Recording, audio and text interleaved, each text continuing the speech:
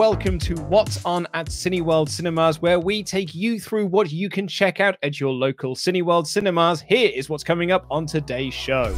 Holy cinematic crossover, Batman! We talk about Andy Muschietti's upcoming The Flash movie and how it might relate to Batman 89. We'll be going through what's on at the cinemas this week, including The Father, Nobody, The Hitman's Wife's Bodyguard, and more. And we'll be telling you how you can treat your dad this coming Father's Day weekend. But first, Laurie, Andy Muschietti, the director of It and It Chapter 2, is going to be helming the, long gestating Flash movie. Like, this Flash movie has been in development for a while now. And a bit slow for the Flash. I know, right? Come on. Gotta speed up a little bit here, get on the speed force. And basically, we're finally getting it. It's coming out in November 2022. So we're still a little ways off from it yet, but that hasn't stopped Andy Muschietti giving us some big teasers for this. And the biggest tease, I think, so far has been the one that he dropped on Instagram recently, where he showed us this Batman symbol. Now, we've been kind of hearing that Batman's going to be in the movie. We know that Ben Affleck is going to be reprising his role of Batman from the sort of DC EU world. And also that Michael Keaton is going to be reprising his role of Batman from Tim Burton's Batman 89 and Batman Returns. Although there was some reports last year that he was dropping out of the movie because he signed on for an older script, but he's going to read the new one. And it's since been confirmed that he is going to be in the movie. And here we have the first tease of Michael Keaton as Batman in this movie, and that's the Batman symbol. That's the Batman symbol from Batman Returns. So, like, this is Keaton's Batman. Oh yeah, because this version of the Flash actually has priors of meeting the disparate, like, multiverse of DC characters, because he actually met the TV version, the CW's version of the Flash, in their, like, Crisis on Infinite Earths thing. And, like, they're saying that this version of the film is going to be Flashpoint, right? That it's going to be a sort of twist on the Flashpoint story. And in that, Barry Allen wakes up realizing that the whole world has changed and he's the only person that knows. And then through a series of events works out basically that, like, the time stream has been split into three distinct chunks, essentially. And all those chunks were a different line of DC comics that they owned. It was like the Vertigo and Dark Horse. It was like, it was just all across it was across all the DC things. And this was a way that they used to retcon the DC universe to create the New 52 at the end of it. So this could be the kind of hard reset that the kind of confusing Warner DC multiverse that they've set up, where they've had, multiple different Batmen, they've had Suicide Squad, they've had all this stuff. This could be a way of bringing all of that together. But in doing so, we'll probably, first of all, blow it wide open and show you all the different kind of aspects. So maybe we'll be seeing Keaton as his original Batman, or we could be seeing Keaton as Thomas Wayne as Batman, as we saw in Flashpoint. That's what I'm thinking, yeah, because this is an older Keaton now. Like, this isn't Keaton in his 20s when he was doing 89 and Batman Returns. This is a much older Michael Keaton now, the one that we saw in Spider-Man as the Vulture. So I think actually casting him as Thomas Wayne. So if you haven't read Flashpoint, what Laurie was talking about there is the Flash wakes up in this alternate timeline of things where his mum's alive. So that's a good thing, because his mum had been killed previously. Big win. But what he found, big win on that front. Bad downside of it is that Wonder Woman and Aquaman are very much at war with each other and are going to destroy the world through that. But crucially, it was Bruce Wayne that was gunned down by Joe Chill down Crime Alley. Also, never go down Crime Alley. It seems like a terrible place to go. But yeah, Joe Chill gunned down Bruce Wayne. So it's Thomas Wayne, his dad, that takes on the role of Batman. And that's now a much hardened, much more much more violent version of Batman, because he's got nothing left to live for anymore. And I love the idea of having Michael Keaton playing Thomas Wayne, particularly if it is in that sort of, because but having said that, that is definitely the 89 suit. So, like, are we just going to see a continuation of, like, it is going to be the Flash heading over to the Burton universe, and we're essentially going to see what happens to that version of Bruce Wayne following his battles with the Joker, following his battles with the Penguin, and ignoring the events of Forever and Batman and Robin, and kind of seeing, like, what that world looks like now, nearly 30 years on. Because that is something that have that's been wanting to happen in DC and amongst the writers. Sam Hamm, who wrote the '89 Batman and he wrote Batman Returns, wanted and pitched to return to that setting and scenario, chucking out obviously the two preceding movies. And just kind of revisiting that storyline and picking up, like, with Harvey Dent turning into Two-Face and bringing in Poison Ivy and all these other characters, like the way that they wanted to do it initially, but never got to do it in the cinematic universe. That was pitched as a comic. They're now doing Batman '89, which possibly will touch on all of that stuff in the comic book universe. So, like, it could be that is a tie-in, because the thing that's interesting, Luke, though, is that the Batman '89 is scheduled to start, I think, next month. The comics are starting to come series, out. Digital first, they're coming out. But, like, that's a year and a half out from the Flash movie. So, like, if there is going to be a tie-in, are we going to be working towards that tie-in during the comics? Like, is that what's going to happen? Or I think much more likely this is just the suit is kind of an Easter egg, as is Michael Keaton in that sense. It's like, it's a bit of a nod and a wink for fans of, like, oh yes, like, I remember him. He was Batman. Isn't it interesting to see him sort of play the flip side of the character as Thomas Wayne almost? Yeah, and I think we could definitely assume as well this is going to be a much more hardened, like we were talking about, that Thomas Wayne grittier version, because there's a splatter of blood on the symbol, which suggests to me that this isn't your dad's Bruce Wayne. This is a nice guy Bruce Wayne. This sounds like this is probably going to be Thomas Wayne, and he's going to be a bit hard, and he's going to be a bit more unhinged.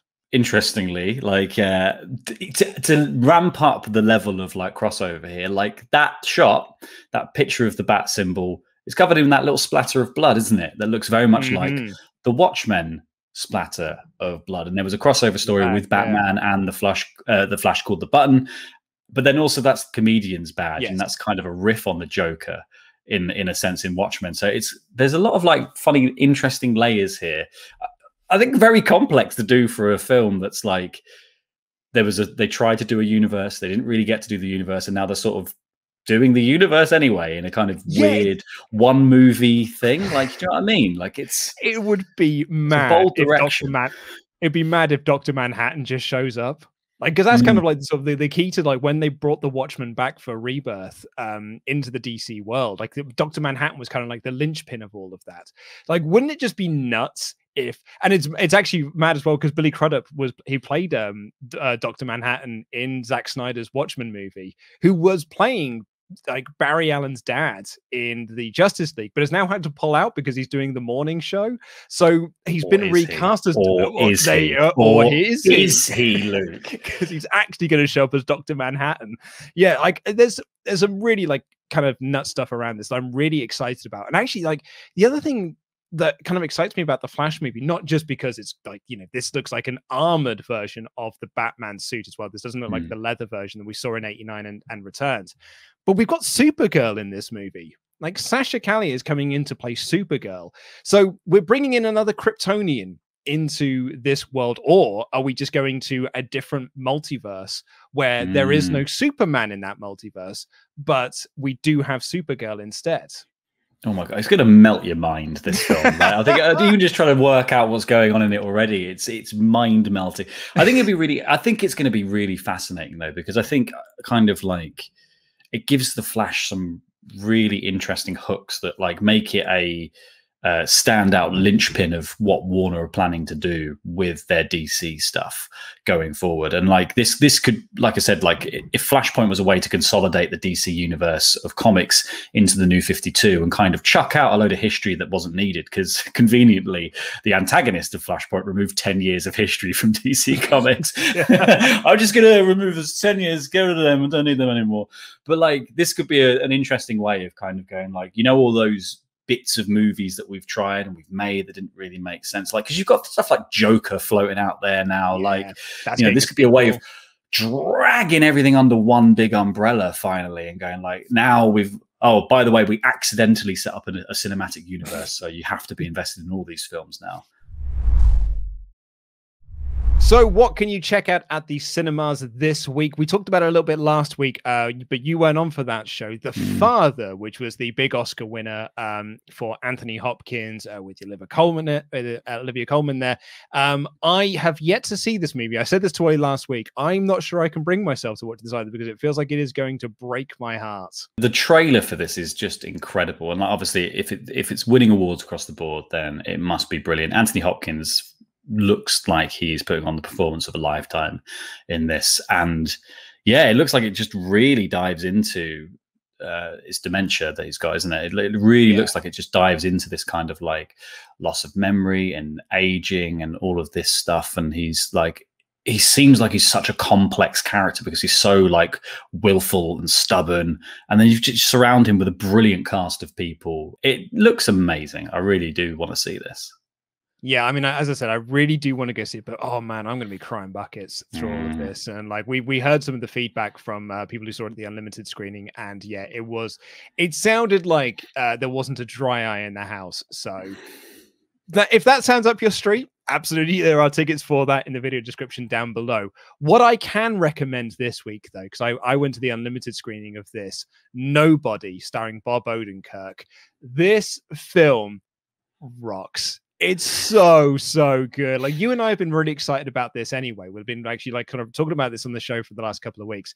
I've been really excited about seeing this, and it totally lived up to all the expectations that I'd set in my mind and actually exceeded them as well. Oh, yeah, I'm so keen for this. I think Bob Odenkirk is one of the funniest living men at this moment in time. He's had such an interesting career, and I think that this kind of caps off almost the kind of Better Call Saul turn of him from just pure comedic character into like there's definitely like a hook of kind of grittiness there, and then this takes it that next step beyond. But I'm sure you will say retains some of the comedic tone of someone of Bob Odenkirk's character. I was, because when I saw that this was starring Bob Odenkirk, I thought this was going to be like a parody of John Wick. Like, it almost felt like that's what it was set up to be. And actually, in the end, it's not. It is very much like, it is not a comedy movie, but that is not to say that there is no levity to it, because there is some levity to this, like some like massive action set pieces that have those moments where you're like, whoa, I cannot believe they just did that.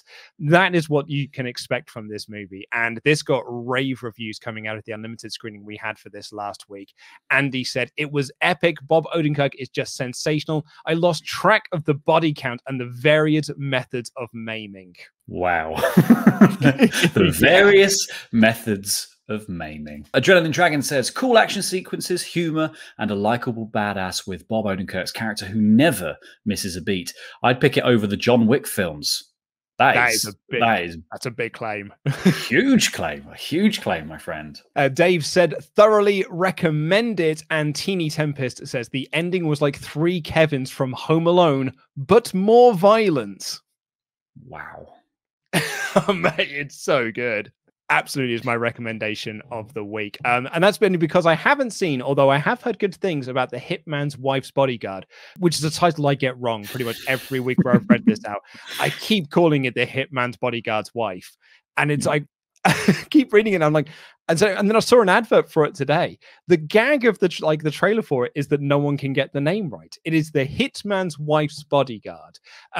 You can see it on Monday. That's when it's officially released. However, if you do have an Unlimited card, you can go to the pictures and see it tomorrow, which I've heard very good things about this. I actually very much enjoyed The Hitman's Bodyguard. So, yeah, I'm kind of I really like Salma Hayek. I love Samuel L. Jackson and Ryan Reynolds. So, yeah, I'm really keen to see this. I think she'll be a really good addition to that cast lineup, and I think having that extra layer of jobs to it, like, just it's the only way the franchise could have gone, really, isn't it? Just to be let's just have another layer of complication of who's the what for whom now. You can also check out at the cinema A Quiet Place 2, The Conjuring, The Devil Made Me Do It, Cruella, Peter Rabbit 2. Cruella, we and Ollie discussed last week that it's, the potential of a sequel. The sequel has now been confirmed. So Probably want to be checking that one out now if you haven't already, so you can be on board for when the sequel comes out. But you can also check out Dream Horse, and we had the unlimited screening of that last week, and we had more great feedback for that. Katie said really enjoyed it. Sam says funny, fresh, and an overall delight to watch. Dave says gentle, charming, feel-good movie, exactly the kind of movie we need right now. Anita said, made me feel a total round of emotions. It was tense, funny, sad, uplifting, and an all-round great movie. Dream Horse is actually a bit of a, I'm not going to say a front runner because that feels like it might be too much of a horse gag. But it is a bit of a sleeper hit for me, I think, of like, I'm going to go to the pictures tomorrow, right? And I'm still not 100% sure on what I'm going to go and see. This might be what I go and see. I mean, the reviews that we've had in so far, Luke, suggest that it might be the one to go and see. Hoof it down to the Cineworld and off you go watch it. As Laurie said at the top of the show, the MCU is returning to the big screen, and you can now book your tickets for Black Widow. Oh, man, I am so excited for the MCU. Like, just, I can already feel myself sitting in that seat and that Marvel Studios bumper coming up with a and just feeling like the goosebumps all over me and getting all excited for it all over again. And I think this is such a good film to be your reintroduction to the MCU as well, because it's a fan favorite character. She's obviously had like her story play out in the Avengers films. She's never had her own solo movie, and we're diving into what is, I think, one of the most interesting and most complex pasts in Marvel comic books, really, because like Black Widow is all about making amends for what she did in the past. So like to be able to kind of dive back into like her history and all that stuff, like the red in her ledger, as she was always saying, like it'll be very interesting to see. Like, I mean, her ledger must have been red, she's Russian, but like, you know what I mean? Yeah, I think it'll be really, really fascinating to kind of look at that from all these different angles. And it must be the sort of film that's going to illuminate more about, one, the future of the MCU, and two, like stuff about characters that we've seen before that we just didn't know. Yeah, absolutely. And you can now book tickets for that movie. So get them in now. The link is in the video description down below. Go and book your tickets to see Black Widow at your local Cineworld cinema. We've spoken about a couple of the unlimited screenings that I've been to recently, but there are some more unlimited screenings coming up, including today, in fact, In the Heights, which I have seen everyone go absolutely nuts in excitement for. Oh yeah, like Lin-Manuel Miranda is a once in a generation talent, I think, when it comes to musical creation, and just to sort of get a big budget film out of it is just going to be incredible. Like Hamilton is still chef's kiss, and then like now to see sort of the full rounding of the kind of production of a film to really give you that setting and that kind of character, it's exactly what you want from this. Everyone loves a musical, right? Everyone loves a musical up on the big screen. So like this, yeah, I'm super excited to see this movie. So you can get tickets to go see that today if you are an unlimited member, or tomorrow you can see The Hitman's Wife's Bodyguard. Get it right, get it the right way around, because the unlimited screening for that is tomorrow. We've got a couple more this month though. Supernova will be on June 25th, and another round on June 29th. And lastly, Father's Day is just around the corner, so why not treat your old man to a Cineworld gift card? And if you do, there's a link in the video description down below that you can click. You will get yourselves a free £5 gift card to spend on other great stuff at Cineworld Cinemas. So like you're getting money. You're absolutely getting money back. So you may as well do it now. And you can get your tickets to maybe go and see Fast and Furious 9 on June 24th, which is the sort of film I would definitely take my old man to see. But that is all we've got time for on this edition of What's On at Cineworld Cinemas. Any film that we talked about today can be viewed by clicking a link in the video description down below. Do get in touch. Let us know what you saw, and we will see you next week. I've been Luke Owen. That has been Laurie Blake, and that has been What's On.